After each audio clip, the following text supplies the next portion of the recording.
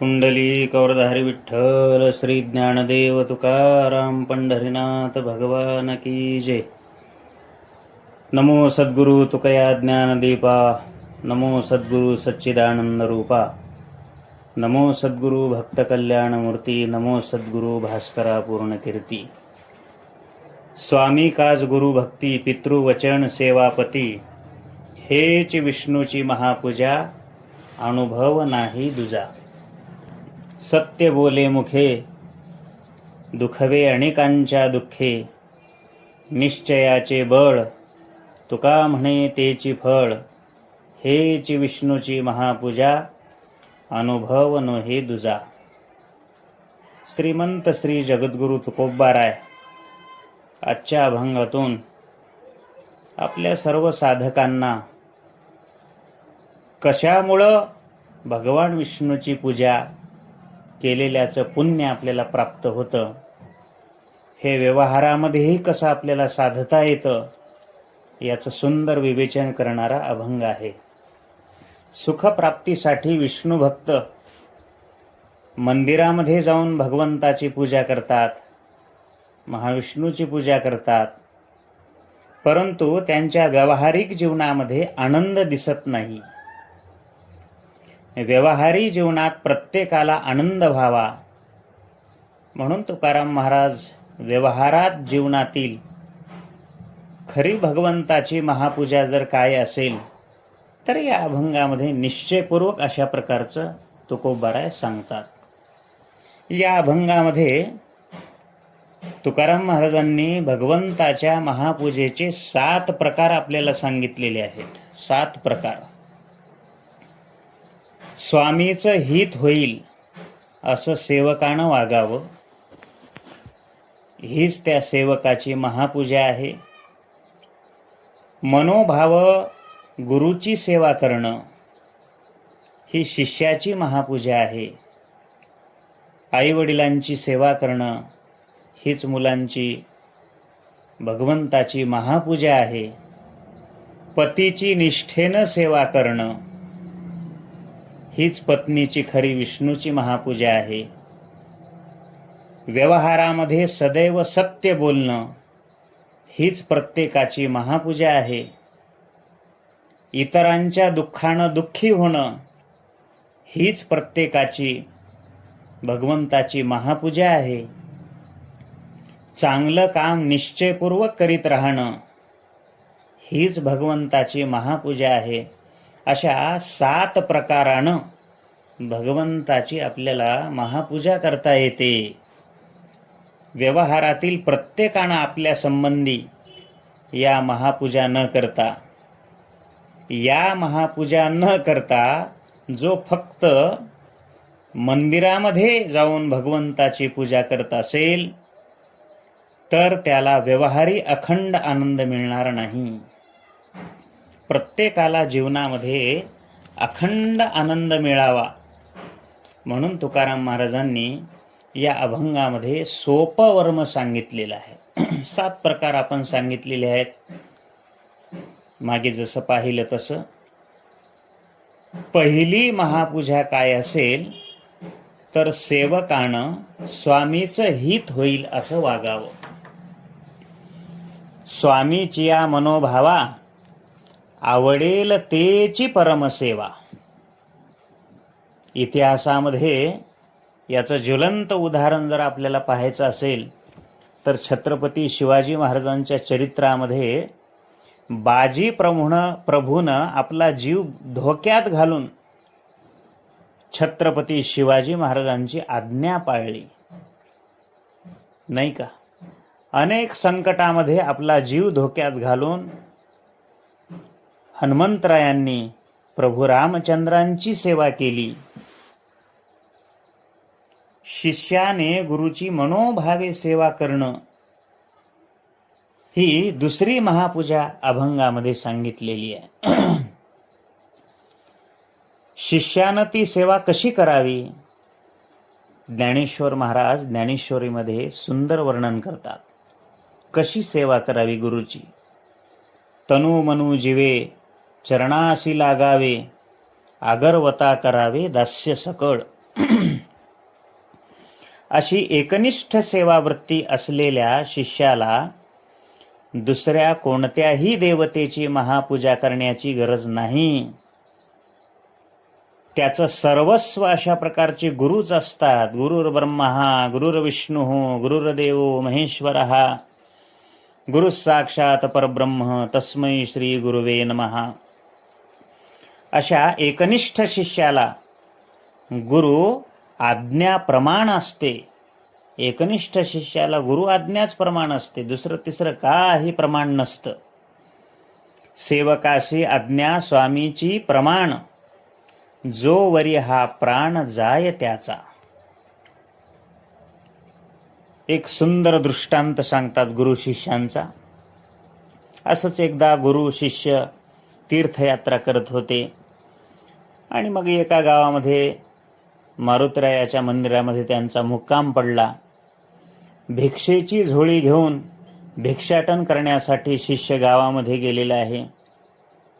भिक्षा मागताना तो श्लोक म्हणत होता, करे संत की चाकरी जो भली है, करे जो सदा काल से ही बली है, करे इंद्र की चाकरी भी भली है, करे जो सदा काल का ही बली है. जो संत सेवा करतो तो काळापेक्षा श्रेष्ठ आहे आणि इंद्राची सेवा करतो त्याला मात्र काळ खातो. असा हा श्लोक आहे. एका प्रसिद्ध ज्योतिष्याने तो श्लोक ऐकला आणि त्या मुलाला जवळ बोलावलं, बोलून विचारलं आणि त्याचं भविष्य त्यानं सांगितलं. बाळा, तू जरी सद्गुरूचा सच्चा सेवक असलास तरी उद्या 10 वाजता तुला काळ खाणार आहे. ज्योतिष्यशास्त्राच्या नियमाप्रमाणे तुझ्यावर मोठं गंडांतर आहे आणि ते तू टाळू शकणार नाहीस. हे ज्योतिष्याचं भविष्य ऐकल्यावर अर्धवट भिक्षा त्यानं सोडून दिली आणि तो शिष्य पटकन आपल्या गुरुकडे आलेला आहे.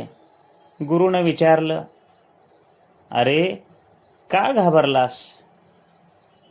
आणि शिष्यानं झालेला सर्व प्रकार गुरुला सांगितला. गुरु म्हणायला लागले, बेटा तू बिलकुल घाबरू नकोस. सद्गुरू सारिखा असता पाठी राखा, इतरांचा लेखा कोण करी. माझ्यासारखा सद्गुरू तुझ्या पाठीशी असल्यावर कळी काळही तुला काही करू शकत नाही.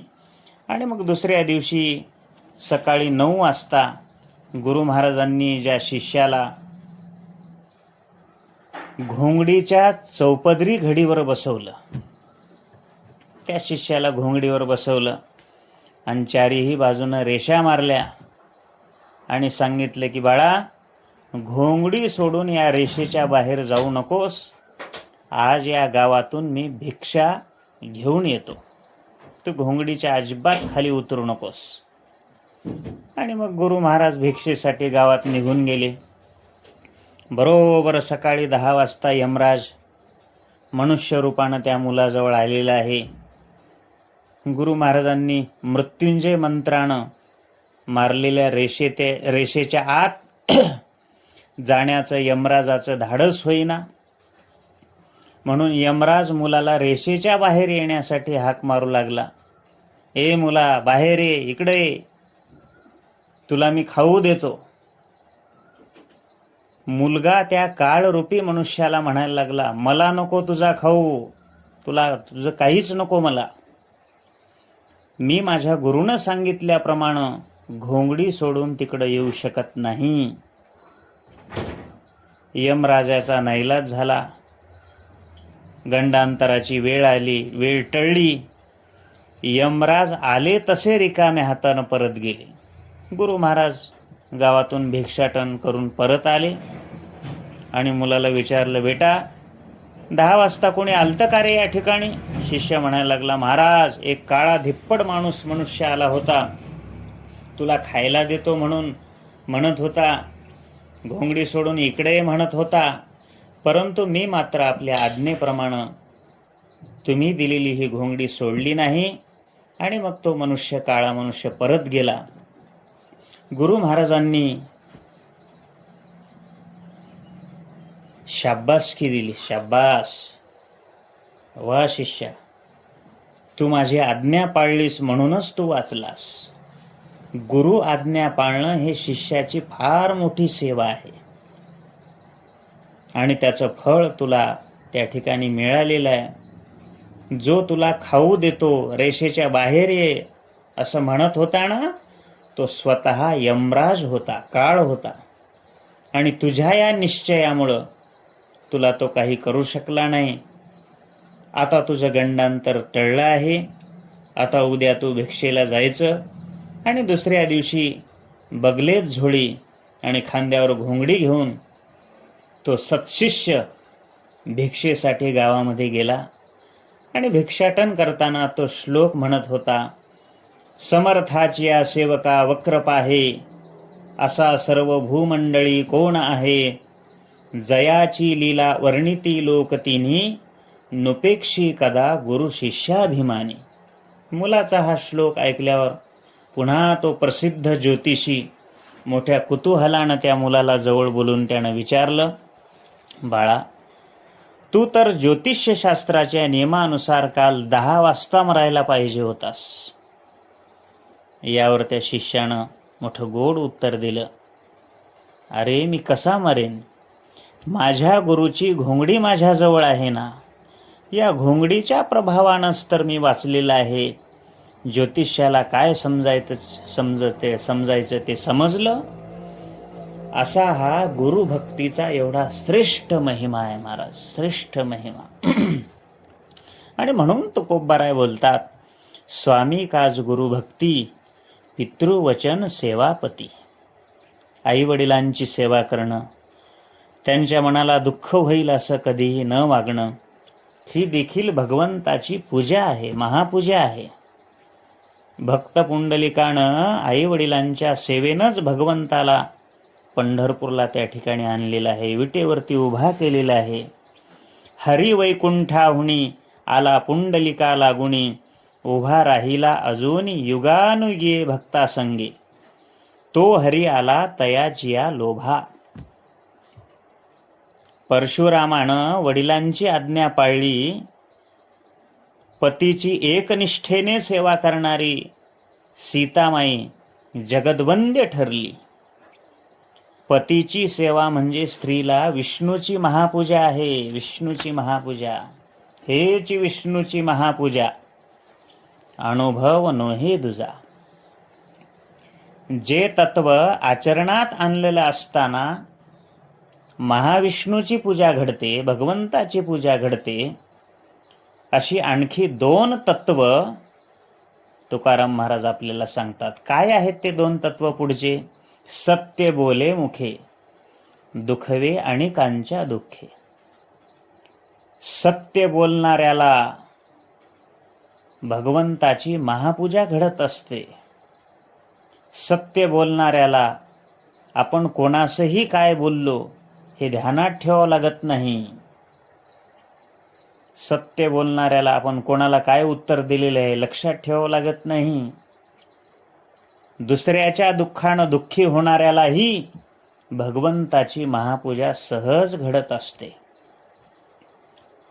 आणि महापूजेचा 7वा प्रकार जर तुकोबारायांनी कोणता सांगितला तर तो निश्चयाचे बळ, तुका म्हणे तेची फळ.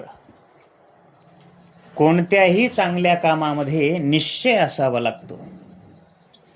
त्याविना कर्माचं फळ कोणालाही मिळत नाही. आणि कर्मफळ मिळाल्याशिवाय माणसाला खरं समाधान लाभत नाही. अर्थातच सत्कर्मातील निश्चय ही देखील विष्णूची महापूजा आहे. एक दृष्टांत सांगितला जातो. एका टिटवीनं समुद्राच्या कडेला अंडी घातलेली आहेत. समुद्राच्या लाटेनं टिटवीची अंडी बुडाली आणि या दुःखानं रागावलेल्या टिटवीनं समुद्र उपसून टाकण्याची प्रतिज्ञा केली. या घटनेवर सर्व पक्षांनी सभा घेतली महाराज. आणि टिटवीला न्याय मिळवून देण्यासाठी सर्व पक्षांनी निर्धार केला. मी राजकीय पक्षांनी म्हणत नाही हा, पक्षी पक्षी उडणारा पक्षी. सामूहिक पाणी उपसण्याचा सुरुवात केली महाराज सगळ्यांनी. आणि या निर्धारामुळे पक्षीराज गरुडानं मध्यस्थी करून भगवान विष्णूकडे हे प्रकरण नेलं. भगवान विष्णूनं काय केलं असेल? समुद्राकडून टिटवीची अंडी परत मिळवून दिली. टिटवीच्या निर्धाराचा विजय झाला की नाही हो? झाला ना. याला म्हणतात निश्चयाचं बळ, तुका म्हणे तेची फळ. व्यवहार आणि परमार्थ यांचा जर मेळ ज्या भक्ताला घालता येतो ना, त्याचं जीवन आनंदी होत असतं. आणि म्हणून अशा प्रकारचा आनंद ज्याला प्राप्त करून घ्यायचा आहे, त्यानं या 7ही प्रकारानं भगवंताची सेवा आपल्याला करता येते. संसारात राहूनही भगवान विष्णूची महापूजा आपल्याला करता येते. आणि म्हणून हा निश्चय आपल्या अंतःकरणामध्ये प्राप्त व्हावा. निश्चयाचे बळ, तुका म्हणे तेची फळ. हेची विष्णूची महापूजा, अनुभव नो हे दुजा. कुंडली कौरधा.